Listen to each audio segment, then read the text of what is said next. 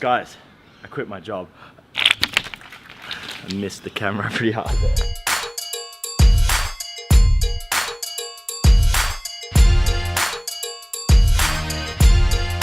So yeah, I've quit my day job. I've decided to give magic a full-time go just because it's just what feels right for me. When I was at work, I never really felt like this is what I was meant to be doing, and when I get to perform events and parties, I just love seeing people's reactions and getting to know people. So I'm jumping in the deep end. Hopefully it works out. I got into magic 10 years ago when I was living in the UK. Back then I had a lot more hair, but a lot less confidence.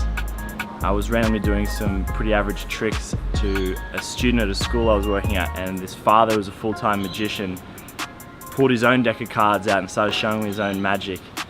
And he ended up introducing me to a whole bunch of magicians who just took me under their wing and taught me everything they knew. It was like this crazy 6 months of learning, followed up by having to have some pretty major knee surgeries that not many people actually know about. And it meant that I was stuck in hospital and stuck on the couch for another 6 months. So it was kind of like a blessing in disguise that I had all this time to really practice all the things that I'd just been taught. And over the last 10 years, I've got to perform all around the world to all sorts of different people in different places. And I guess it's like my way of traveling off the beaten path, because I get to meet people and see places that I probably wouldn't have otherwise.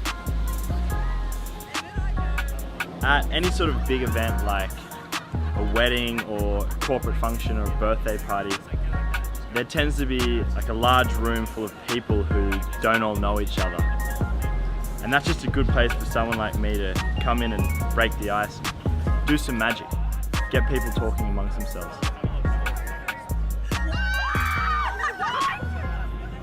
I actually crashed a wedding a few years ago when I was living in America. I came home and I saw this wedding going on and I had cards on me, so I decided to invite myself. And the people at the front asked, "Excuse me, do you know Luke or Sarah?"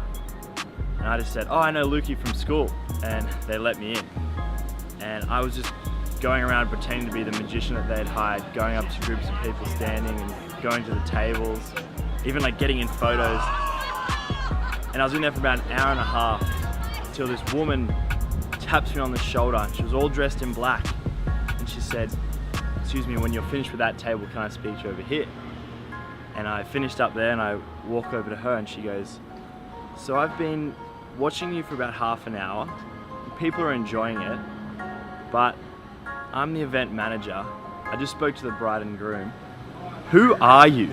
I hadn't really planned for this, but I just said, "Can I go speak to the bride or groom?" And she says, "Yeah, sure."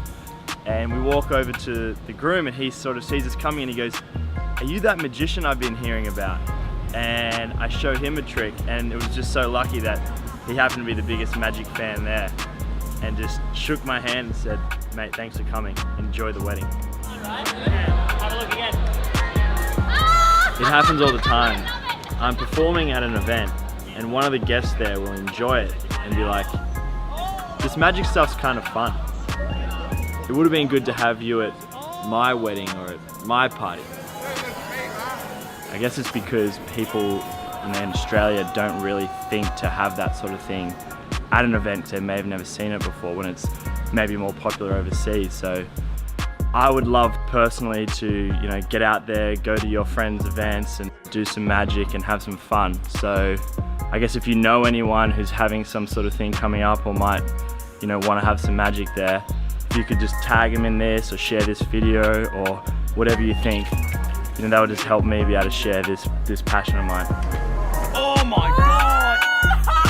So Mum, Dad, I'm unemployed now. But if this magic thing doesn't work out, lucky I've learned how to turn paper into money.